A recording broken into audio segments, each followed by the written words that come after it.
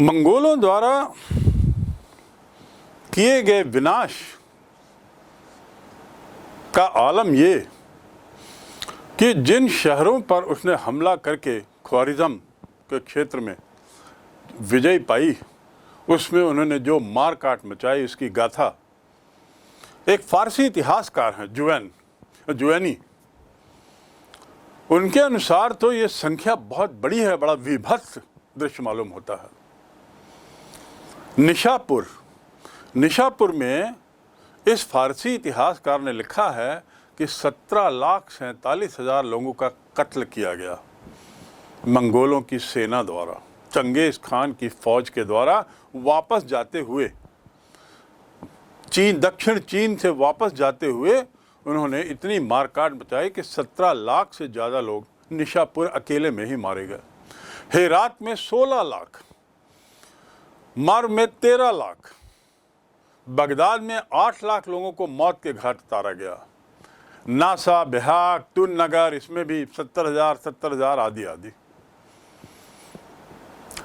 फारसी इतिहासकार जुवैनी कहते हैं कि निशापुर में 17 लाख की संख्या में मारे जाने का एक कारण ये था कि उस समय जब निशापुर पर हमले की तैयारी हो रही थी तो चंगेज़ खान को मालूम हुआ कि मंगोल राजकुमार की हत्या कर दी गई है जो उस फौज में था, उस फौजी टुकड़ी का एक हिस्सा था जो चंगेज़ खान के साथ थी। मंगोल राजकुमार की हत्या ने चंगेज़ खान को इतना विचलित कर दिया कि उसने कत्ले-आम का आदेश दे दिया।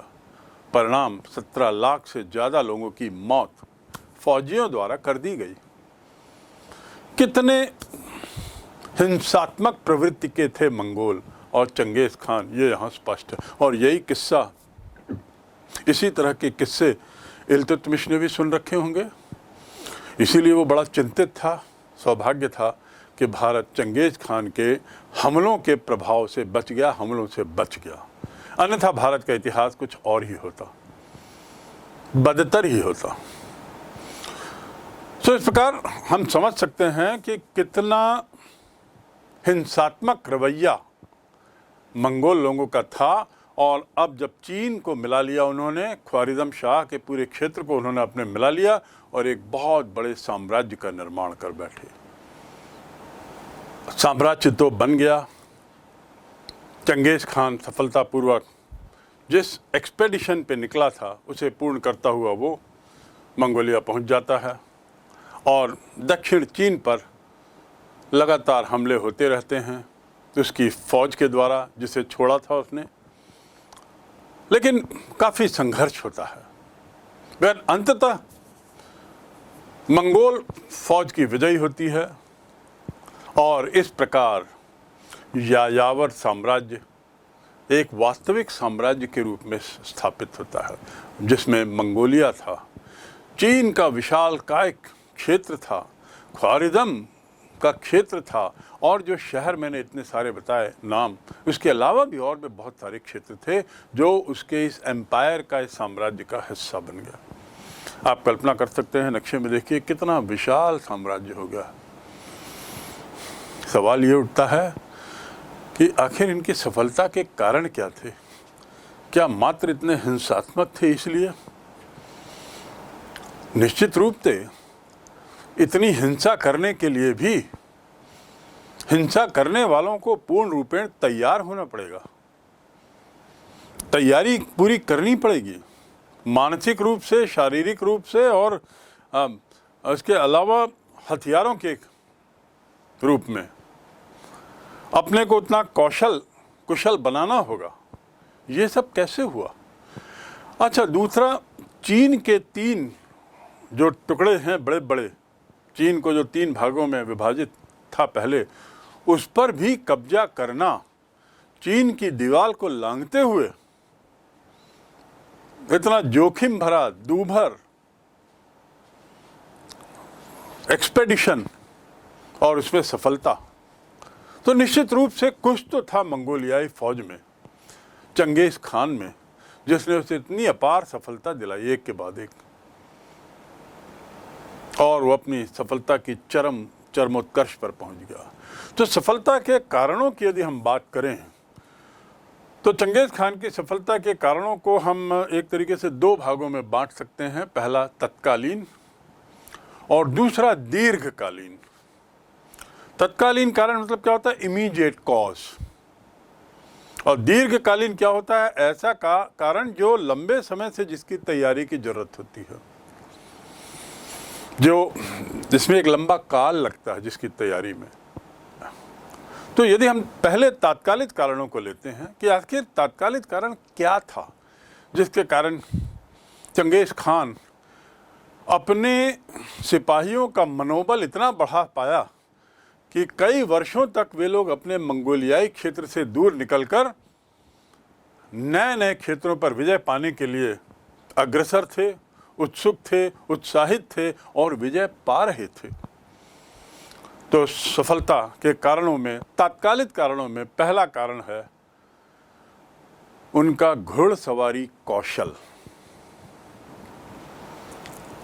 घुड़सवारी की यदि बात करें तो मैंने पूर्व में आपको बताया कि घोड़े उनका मुख्य पशु थे और वहाँ के घोड़े, मंगोलियाई घोड़े, शारीरिक रूप से बड़े पुष्ट होते हैं। लेकिन मात्र घोड़े होना पर्याप्त नहीं है। अच्छा, घोड़ों से एक फायदा ये भी है कि उस तीव्र गति मिलती है। मजबूत घोड़े थे और घोड़े सैनिक मूवमेंट को गति भी देते हैं, बड़ी तेजी से वो चलते हैं, हाथी जैसे नहीं, खच्चर जैसे नहीं, उनकी गति बड़ी तीव्र होती है। तो घोड़ों के कारण तो निश्चित रूप से चंगेज़ खान की फौज को फायदा था, लेकिन मात्र घोड़े होना पर्याप्त नहीं है। हथियार हो तो हथियार को चलाना आना ज्यादा आवश्यक है। यदि आप कौशल है, पारंगत है, तो आप एक खराब हथियार से भी बढ़िया शिकार कर सकते हैं।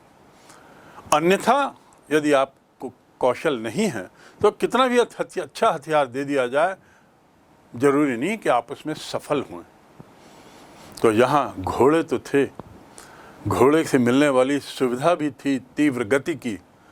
जहाँ तक रही कौशल की बात, तो मंगोल उसमें बड़े निपुण थे। अब ऐसा क्यों?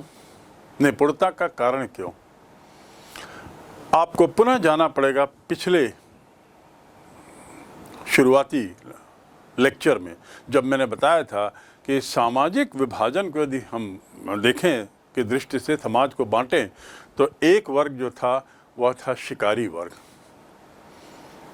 है ना, और दूसरा वर्ग अलग था, पशुपालक वर्ग। ये शिकारी वर्ग के बारे में मैंने आपको बताया कि इनका मुख्य काम था शिकार, और ये साइबेरियन बेल्ट में रहते थे, वनाच्छादित क्षेत्र में रहते थे, बहुत ठंडा जगह होती थी, बहुत ठंडी थी जगह, और वहाँ घोड़ों पर बैठकर शिकार करते थे। तो घोड़ों पर बैठकर शिकार करने में ये लोग पारंगत थे, निपुण थे, सक्षम थे, और वह कौशल उनमें था। जब घोड़े में आप बैठे हो और घोड़ा चलता है, फिर उसके बाद दौड़ता है, तो अपने को संभालना स्वयं में बहुत कठिन है। उसके बाद अपने को संभालने की बात दूर, उसके बाद दौड़ते हुए घोड़े से धनुष बाण चलाना और हथियार फेंकना निशाने पर, ये और कठिन है। लेकिन मंगोल लोग तो इसमें माहिर थे, क्योंकि उसी से वो शिकार भी करते थे, तो इनके पास कुशलता भी थी। घुड़सवारी कौशल और सैनिक गति, ये इनके लिए बहुत बड़ा कारण था, इनकी सफलता का तात्कालिक कारण। ये तात्कालिक कारण इसलिए माना जा रहा है क्योंकि इसके लिए कोई विशेष प्रयास नहीं करना पड़ा। घोड़े थे पहले से उनके पास, कौशल भी था पहले से उनके पास। विभिन्न क्षेत्रों को जीतने के लिए जो विशेष प्रयास किया जाएगा वो आएगा दीर्घकालीन में, यहाँ पे नहीं।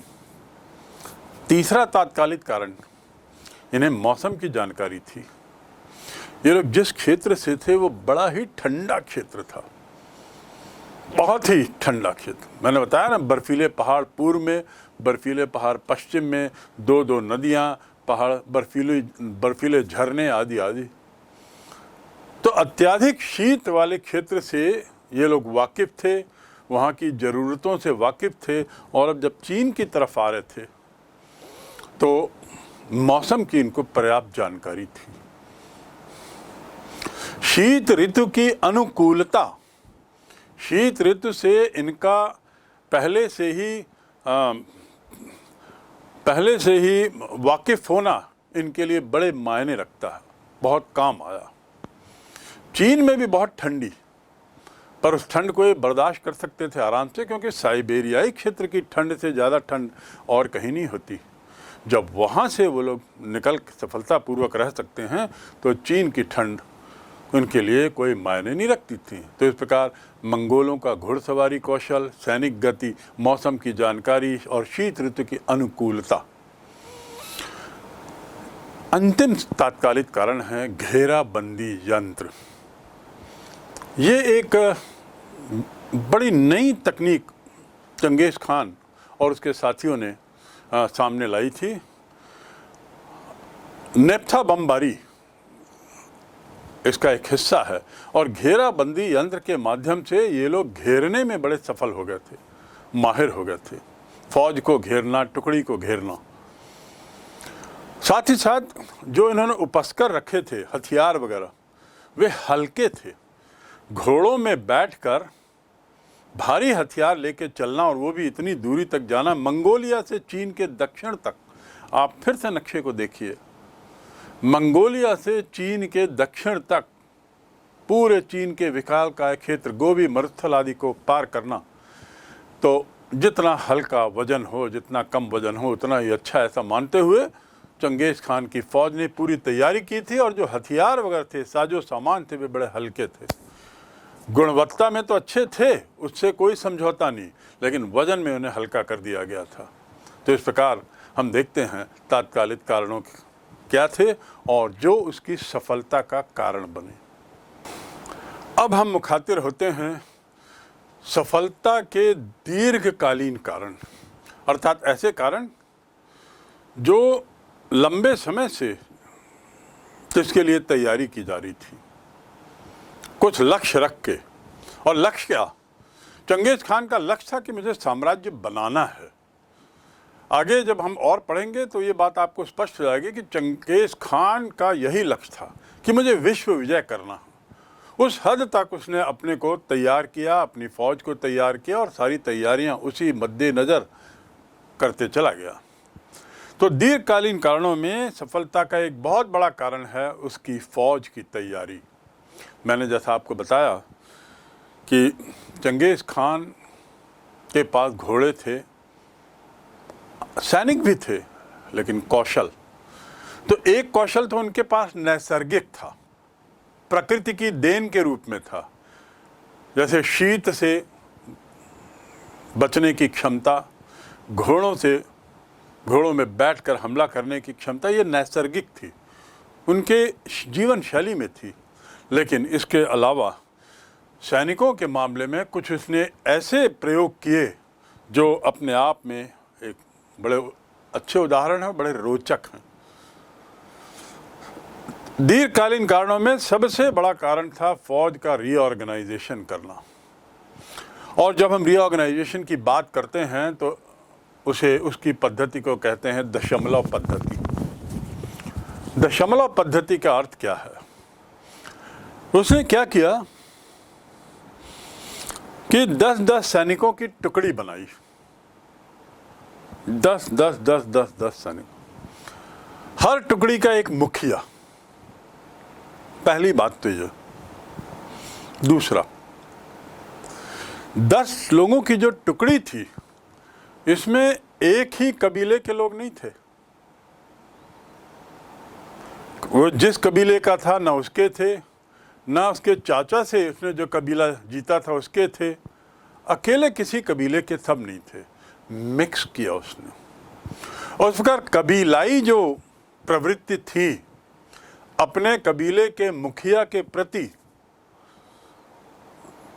झुकाव होना, मुखिया के प्रति जवाबदेह होना, वो उसको उसने तोड़ा, क्योंकि वो चाहता था कि ये मेरे प्रति जवाबदेह हुए, सार्वभौम शासक चंगेज खान के प्रति जवाबदेह हुए, कबीले के मुखिया के नहीं। तो ऐसा करते हुए उसने न केवल एकता में बढ़ावा लाने का प्रयास किया, बल्कि कबीलाई मुखियों का जो उनकी जो ताकत थी उसको भी कम किया। नहीं तो कई कबीलाई मुखिया कई जगह तो विद्रोह करने लगते हैं, सत्ता को चैलेंज करने लगते हैं। यहाँ चंगेज खान ने ये सब पढ़ लिया था, समझ लिया था, तो उसने 10-10 की टुकड़ी बनाई, उसमें कई कबीले के लोगों को मिला के टुकड़ी बनाया। एक टुकड़ी में 10 लोग, तो 3 लोग एक कबीले के, 2-3 दूसरे कबीले के, 2-3 तीसरे कबीले के, और जो मुखिया होगा वो चौथे कबीले का। तो इस प्रकार 10-10 की टुकड़ी और हर टुकड़ी का एक मुखिया। फिर दूसरे पायदान में 10-10 की टुकड़ी को मिलाकर एक बड़ी टुकड़ी बनाई। 10 टुकड़ियों को मिलाकर एक बड़ी टुकड़ी, तो कितने हो गए उसमें? 100 लोग हो गए। 10 के 10 टुकड़े, तो 100 लोग हुए। और इसमें 10 मुखिया हैं 10 टुकड़ियों के। अब इन 100 लोगों के लिए भी एक और मुखिया उसने निर्धारित किया। इन 100 लोगों में एक मुखिया, समझ गया? ये हो गया दूसरी बड़ी टुकड़ी। पहली टुकड़ी 10 की, दूसरी टुकड़ी 100 की। वो 100 में 10-10 के कितने टुकड़े थे? 10 टुकड़े। अब 100 के 10 टुकड़े, 1000 सैनिक। 100 के 10 टुकड़ियों को मर्ज करके 1000 की फौज और उनका एक मुखिया, अर्थात 10 की टुकड़ी के 10 मुखिया, 100 की टुकड़ी के 10 मुखिया, 20 मुखिया और एक मुख्य। तो इस प्रकार 21, जिसमें एक बड़ा मुखिया 1000 का, उसके बाद 100 के मुखिए, और उसके बाद और 1000 के 10 टुकड़ियों को मिलाकर 10,000 की टुकड़ी। 1000 के 10 टुकड़ियों को मिलाकर 10,000 की टुकड़ी, उनका एक मुखिया, जिसे उनकी भाषा में कहा जाता था तुमन, जो सबसे बड़ी इकाई होती थी। सबसे छोटी इकाई तो 10 की हो गई, फिर 100 की, फिर 1000 की, फिर 10,000 की। 10,000 की इकाई को सबसे बड़ी इकाई मानते हुए तुमन कहा। तो आप समझ गए होंगे, चूंकि ये 10 के टुकड़े में थे, इसलिए डेसिमल, दशमलव प्रणाली कहलाते हैं। और इसकी खासियत क्या थी? जैसा मैंने बताया, सैनिक जो है वह अब कबीले के मुखिया के प्रति उत्तरदायी नहीं, वह अधिकारी के प्रति उत्तरदायी, अपनी टुकड़ी के मुखिया के प्रति उत्तरदायी। और टुकड़ी के मुखिया के अनुमति के बिना वो बाहर भी नहीं निकल सकता था। याद रखेंगे, टुकड़ी के मुखिया के अनुमति के बिना उस टुकड़ी का कोई सैनिक बाहर भी नहीं जा सकता था। यानी उस टुकड़ी का मुखिया सर्वे सर्वा। इतनी कड़ाई थी। और गलती करने पर उस टुकड़ी के मुखिया का अधिकार था उचित दंड देने का भी।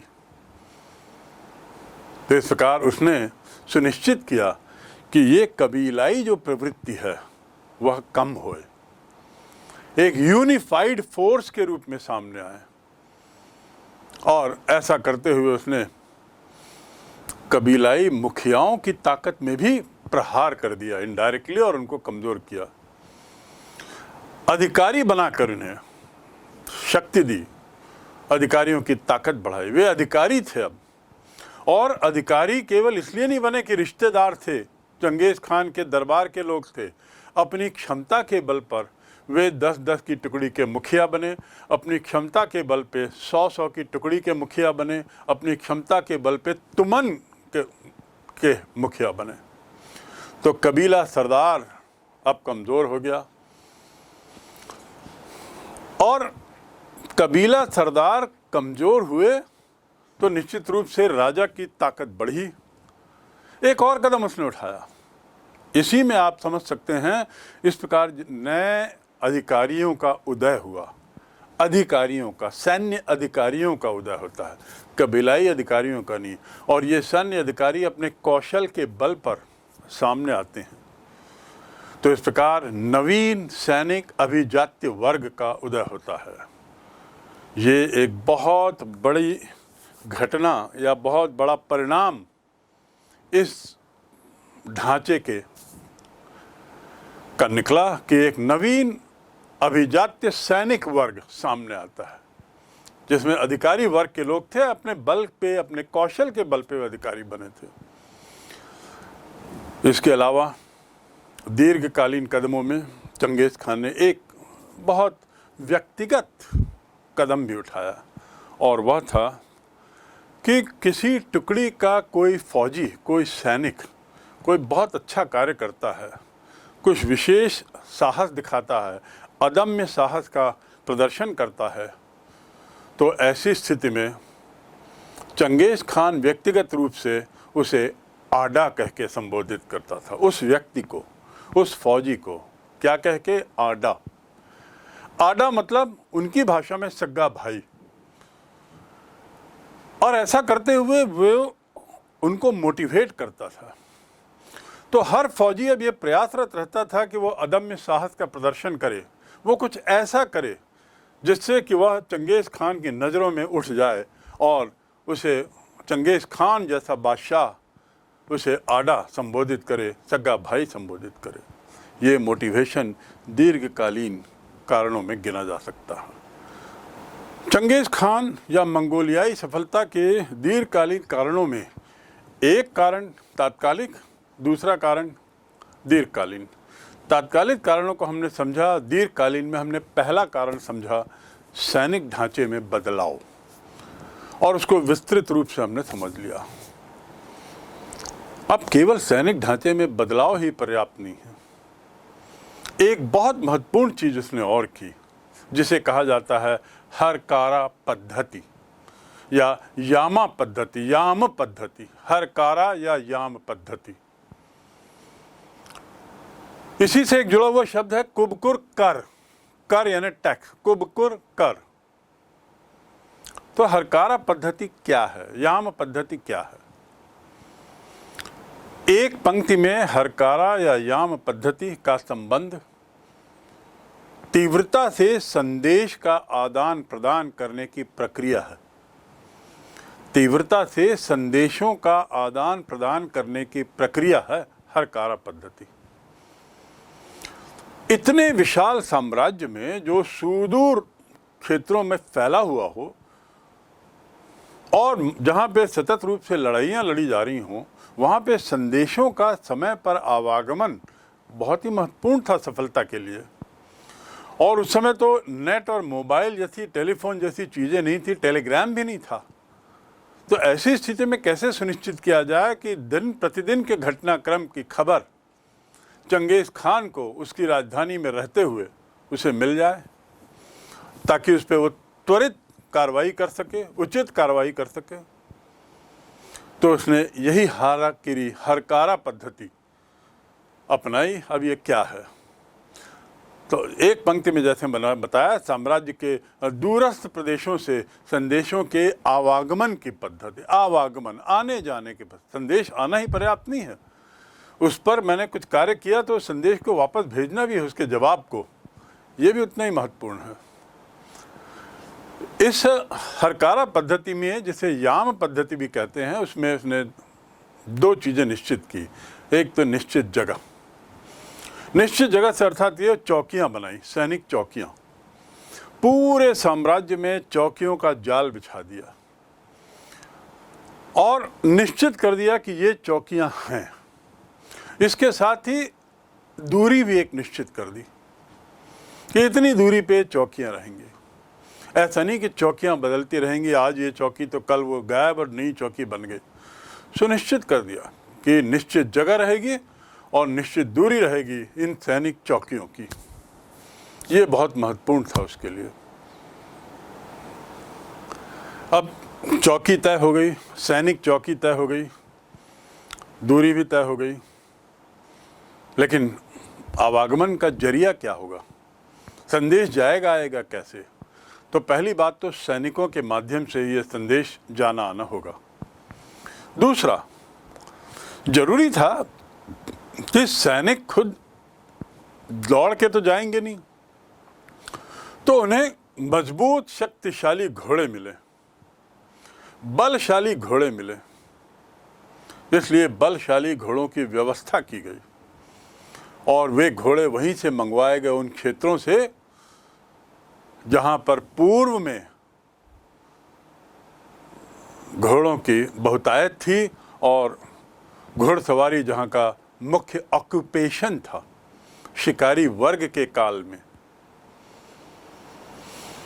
वहां से घोड़े मंगवाए गए और विभिन्न चौकियों में इन घोड़ों को पदस्थ किया गया, रखा गया। बलशाली घोड़ों का होना ये इस हरकारा पद्धति के लिए अत्यावश्यक था, उसकी सफलता के लिए। तो घोड़े मंगवाए और उसके साथ ही प्रशिक्षित घोड़सवार। इसमें तो कोई दो मत नहीं कि आप इस बात से सहमत हैं कि मंगोलियाई खुद स्वयं काफ़ी प्रशिक्षित थे और समय समय पे उनको प्रशिक्षण भी दिया जा रहा था अपने कौशल को और बढ़ाने के लिए। और जैसा मैंने बताया कि ये घुड़सवारी का कौशल उनके लिए नैसर्गिक था, क्योंकि वो रोज यही करते थे, बड़ी स्वाभाविक चीज थी उनके लिए। तो इसलिए वे सफल हुए और इस प्रकार सैनिक चौकी, उसमें सैनिक और घुड़सवार और घोड़ा ये रखा गया। इनकी जो घोड़ों की जो व्यवस्था थी, जैसा मैंने बताया कि वो उन क्षेत्रों से की गई जिन क्षेत्रों में ये लोग यायावर प्रवृत्ति के ज़्यादा थे अपने पूर्व के काल में, जब शिकारी वर्ग और पशुपालक वर्ग का प्रादुर्भाव ज़्यादा था। तो इस यायावर प्रदेशों से घोड़े मंगवाए गए और वहाँ के जो निवासी थे उन्होंने भी एक तरीके से स्वेच्छा से घोड़े देने स्वीकार किया। स्वेच्छा से, बहुत महत्वपूर्ण बात है समझने की।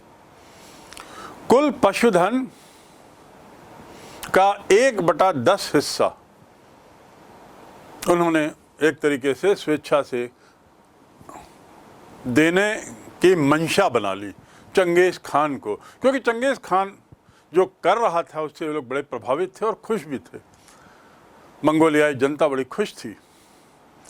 तो चंगेज खान की फौज या चंगेज खान को वहाँ के मूल यायावर प्रदेश के निवासियों ने कुल पशुधन का 1/10 हिस्सा स्वेच्छा से देने का स्वीकार किया। अर्थात यदि किसी के पास 40 पशु हैं तो 4 पशु स्वेच्छा से दे देता था और इस प्रकार मजबूत घोड़ों का इंतजाम किया गया। ये जो हरकारा पद्धति थी, इसमें चौकियां बनाई गई। अब यदि आप थोड़ा कल्पना करें कि पूरे साम्राज्य में कुछ हजार चौकियां होंगी, उन चौकियों को एक दूसरे से सुनिश्चित किया गया कि कनेक्टेड रहें। उदाहरण के लिए से पहली चौकी से एक मैसेंजर कुछ मैसेज लेके आता है और दूसरी चौकी में जाता है। उस दूसरी चौकी में 2 अन्य चौकियों से भी मैसेंजर एक मैसेज लेके आता है, तो 3 मैसेज हो गए। 3 मैसेज लेके उस क्षेत्र का सैनिक आगे बढ़ता है और आगे मैसेज देता है। वहाँ भी ऐसी 3-4 जगहों से मैसेज आ गए तो 6 मैसेज इकट्ठे हो गए। इन 6 मैसेज को लेके अंततः राजधानी पहुँच गया घुड़सवार, और इस प्रकार गति भी बनी रही, समयबद्धता भी बनी रही और एक साथ एक खास दिशा के मैसेजेस, सूचनाएं राजा को पहुंच जाती थी और राजा उनका जवाब देता था और उसी क्रम में वे कार्यपालन के लिए वे सूचनाएं वापस भेजी जाती थी। तो इस प्रकार ये हरकारा पद्धति बड़ी सफल रही और दूरस्थ क्षेत्र की जो चिंता थी दूर होने की, कुछ हद तक इस पर नियंत्रण पाने में सफलता मिली। दीर्घकालीन सफलता में अगला कारण है जिस तरीके का चंगेज़ खान ने एक बदलाव किया व्यवस्था में, वो बहुत महत्वपूर्ण है। आपको याद होगा कि जब चंगेज़ खान दूसरे कबीले का भी मुखिया बनता है, अपने चाचा को मारकर, चाचा को मारना उसके लिए व्यवस्था थी क्योंकि चाचा ने उसके पिता की हत्या की थी। तो उसके बाद जब कई कबीले उसके साथ जुड़ जाते हैं तो अंत में एक संगठन, उस संगठन ने उसे अपना, चंगेज़ खान को अपना सार्वभौम शासक घोषित किया। ये संगठन उस समय बड़ा महत्वपूर्ण हुआ करता था, ताकतवर हुआ करता था। चंगेज़ खान ने इस मौके का फ़ायदा उठाया और उसने कहा, ठीक है, आपने मुझे सार्वभौम शासक बनाया है, पर मैं भी कुछ शर्तें रखना चाहूँगा। और वहीं बैठे बैठे उसने उन शर्तों को इस सभा के कबीलाई प्रमुखों से स्वीकृत भी करवा लिया। उसमें था कि जो भी मैं कहूँगा या जो भी यहाँ से जाएगी बातें, वे आदेश मानी जाएंगे, सबके लिए आदेश के रूप में, ना नुकुर वाली बात नहीं, सब आदेश होगा। आप इस बात से सहमत हों तो मैं सार्वभौम शासक बनने को तैयार हूँ। दूसरा, विधि का नियम चलेगा, जो कानून है वह चलेगा, आज्ञाप्ति से माना जाए, मतलब इसे आदेश माना जाए। जो भी होगा विधि परक होगा और मेरे द्वारा जो भी बात जाएगी वो आदेशात्मक मानी जाए, अर्थात बिना किसी गला शिकवा के उसे स्वीकार किया जाए और उसका पालन किया जाए, क्रियान्वयन किया जाए। यही यास पद्धति या साख जिसे हम कह सकते हैं वो कहलाती है। ये बात जो है ये एक्चुअली प्रारंभ में चंगेज़ खान के द्वारा लागू की गई इस प्रथा की कोई जानकारी इतिहास में नहीं थी। शोध के आधार पर एक प्रसिद्ध इतिहासकार डेविड ऑयलॉन, उन्होंने ये पता लगाया कि कुरिलताई वह संगठन जिसके सदस्य सभी कबीले के मुखिया लोग होते थे, प्रमुख लोग होते थे, जिसने चंगेज़ खान को चंगेज़ खान की उपाधि दी 1206 में, उस कुरिलताई से कुछ कंसेशन मैं निकलवा लूँ, ऐसा चंगेज़ खान चाहता था और उस मकसद में उस सफल भी हुआ। उसी के तहत उसने यास विधि संहिता लागू करवाने की बात की। बोले एक कानून की पुस्तक है या एक कानून का ढांचा है, उसे लागू करना होगा, आपको सबको मानना होगा, मान्य हो तो बताइए और कोई दिक्कत हो तो अभी बता दीजिए। वो विधि संहिता थी क्या? उसने उन कबीलाई मुखियाओं को समझाया जो कुरिलताई के सदस्य थे कि इसमें कुछ नई चीज़ नहीं है, हमारी आपकी पुरानी परंपराओं को ही इसमें शामिल किया गया है, कोई नई चीज़ नहीं, वही परंपराओं को इसमें विधि का रूप दिया गया है, लेकिन ये सुनिश्चित करना है कि ये परंपराएं आदेशात्मक रूप से मानी जाएं। तो इस प्रकार प्राचीन रूप से यायावर कबीलों में चली आ रही परंपराओं को एक विधि संहिता का रूप देकर लागू करवाने की मजबूरी चंगेज़ खान ने कुरिलताई के सामने रखी और कुरिलताई ने उसे उस पर रजामंदी दे दी। आप समझ सकते हैं कि अब चंगेज़ खान कैसे एक तरीके से निरंकुश शासक का रूप लेता जा रहा है, अपनी ताकत मजबूत कर रहा है। कबीलाई प्रमुखों की ताकत को हर तरीके से उसने कम करने की कोशिश की, चाहे वो सैनिक क्षेत्र में हो, चाहे वो दैनंदिनी के क्षेत्र में हो, चाहे किसी अन्य क्षेत्र में। कबीलाई प्रमुख विभाजन का कारण थे, कबीलाई प्रमुख एकता के मार्ग में बाधक थे। तो सबसे पहले तो उसने जो कई कदम उठाया उसमें एक कदम ये भी था कि कबीलाई प्रमुखों की कमर तोड़ दें और उसी प्रयास में ये विधि संहिता और विधि संहिता को लागू करने के लिए स्पष्ट किया कि परंपराओं को ही इसमें स्थान दिया गया है, कोई नई बात नहीं है। तो इसलिए कुरिलताई के लोग इस बात पर राजी हो गए, सहमति दे दी। ये जो यायावर कबीलों की परंपराएं थीं, इससे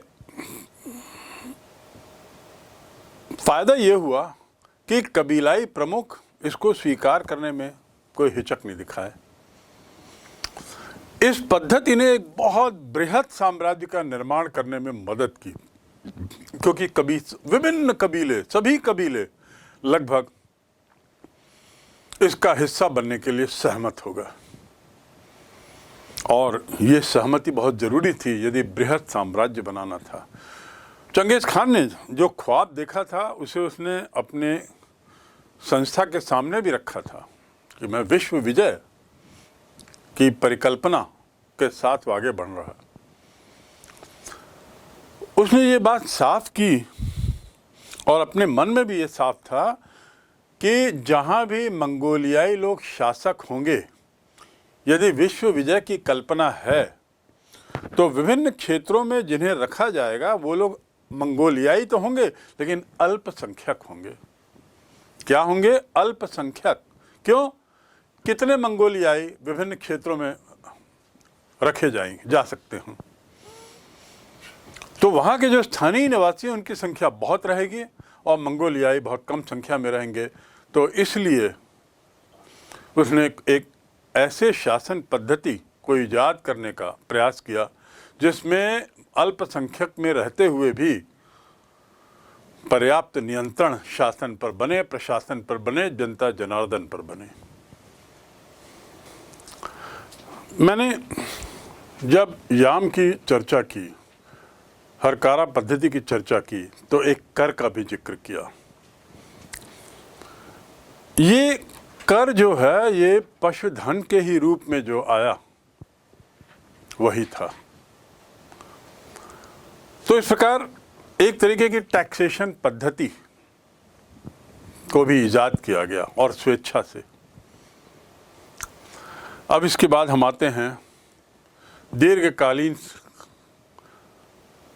कारणों में, अन्य कारण पर, सफलता के कारणों में अन्य कारण पर, और वह था नवविजित लोगों पर शासन का उत्तरदायित्व। मैंने जैसा आपको बताया कि चंगेज खान और उसके संगठन इस बात से वाकिफ थे कि वो लोग अल्पमत में रहेंगे, अल्पसंख्यक रहेंगे। तो फिर कैसी शासन व्यवस्था अपनाई जाए जिससे अल्पसंख्या में रहते हुए भी उनकी पकड़ प्रशासन में मजबूत हो। तो उसने क्या ईजाद किया जिसे हम इस शीर्षक के तहत समझ सकते हैं, नवविजित लोगों पर शासन का उत्तरदायित्व। कुरिलताई पहले पूरी तरह उत्तरदायी होता था। कुरिलताई वही कबीलाई प्रमुखों की संस्था हुआ करती थी। कुरिलताई अभी भी था। अब क्या करता है कि वह चंगेज खान अपने पूरे साम्राज्य को एक तरीके से 4 हिस्सों में बांट देता है, क्योंकि उसके 4 पुत्र थे। 4 पुत्रों के बीच में 4 क्षेत्र बनाता है अपने पूरे साम्राज्य का, और उन्हें उलूस कहता है। उलूस मतलब ऐसे क्षेत्र थे जिसकी बाहरी सीमा अनिश्चित थी। आप समझ सकते हैं कि बाहरी सीमा अनिश्चित होने के मायने क्या, अर्थात उस बाहरी सीमाओं की तरफ और सीमा विस्तार करने की गुंजाइश की अपेक्षा रखता था चंगेज खान अपने पुत्रों से। इस ऐसे 4 टुकड़ों को उलूस का नाम दिया, और जैसा मैंने बताया उलूस मतलब अनिश्चित बाहरी सीमा वाले क्षेत्र। 4 पुत्रों के बीच में से एक तरीके से बांटा तो 4 उलूस बने। और जैसा मैंने कहा कि सबसे छोटी इकाई, सैन्य इकाई 10 की थी, बड़ी इकाई 10,000 की थी। ऐसे 10,000 की कई इकाइयों को एक तामा कहा जाता था। 10,000 की 10 इकाइयों को एक तामा, ऐसे 4 तामे बने। तो तामा मतलब क्या हुआ? सैनिक टुकड़ियाँ। उलूस मतलब क्या हुआ? बाहरी क्षेत्र, अनिश्चित सीमाएं। वो अनिश्चित क्यों थी? क्योंकि आगे भी विस्तार की अपेक्षा थी और उसके 4 पुत्र थे। इनको 4-4 भागों में इसीलिए रखा। जो 4 पुत्र थे उनके नाम से हमें विशेष संबंध नहीं रखना है, पर यह जान लेना है कि एक पुत्र को रूसी स्टेपी प्रदेश का क्षेत्र दिया गया, रूसी स्टेपी प्रदेश। दूसरे पुत्र को तुरान का स्टेपी प्रदेश दिया गया और पामीर की पहाड़ियाँ। तीसरे को काराकोरम का क्षेत्र दिया गया। याद रखें, यहाँ जिस काराकोरम का मैं जिक्र कर रहा हूँ वह काराकोरम हिमालय वाला काराकोरम नहीं है, बल्कि चीन से लगा हुआ काराकोरम है ऊपर की तरफ। और चौथा जो बेटा था उसे मंगोलिया का मूल क्षेत्र दे दिया गया। जो रूसी स्टेपी क्षेत्र था, उसके बाद तुरान का स्टेपी प्रदेश। तुरान का स्टेपी प्रदेश वही है जिसे ट्रांस एशियन क्षेत्र हम कह सकते हैं, पामीर की पहाड़ी और तुरान। तो इस प्रकार 4 भागों में जिनकी सीमाएं, बाहरी सीमाएं बढ़ सकती हैं, ऐसा उसे बांट दिया गया। जो कुरिल ताई संस्था थी, कुरिल ताई संस्था ने मुहर लगाई इस बात पर कि वह माल का बंटवारा करेगी। कौन से माल का? जब ये 4 क्षेत्रों में बंट जाए तो जो भी धन, जान, माल जो है उसका बंटवारा होगा, परिवार, राज्य के भविष्य का निर्धारण होगा और उत्तराधिकार, पशुधन आदि का निर्णय चंगेज खान में हाथ में रहेगा। उत्तराधिकार, पशुधन आदि का निर्णय ये भी बल्कि कुरिल ताई के हाथ में रहेगा। तो इस प्रकार कुरिल ताई का जो दायरा था वो भी स्पष्ट हो गया। राज्य के भविष्य का निर्धारण, माल का बंटवारा, उत्तराधिकार और पशुधन का निर्णय। किस स्थिति में? जब इन 4 पुत्रों के बीच में ये पूरा बृहद साम्राज्य 4 भागों में बांट दिया जाए तब। तो इस प्रकार आप कुछ नए शब्दों से अब जुड़े हैं, जिसमें उलूस है, तामा है, कुरिल ताई तो आप पूर्व में जानते ही थे, और उसके बाद ये 4 बेटे हैं। बेटों के नाम से आपको इतना अपना दिमाग नहीं लगाना है, लेकिन क्षेत्र जो है उसका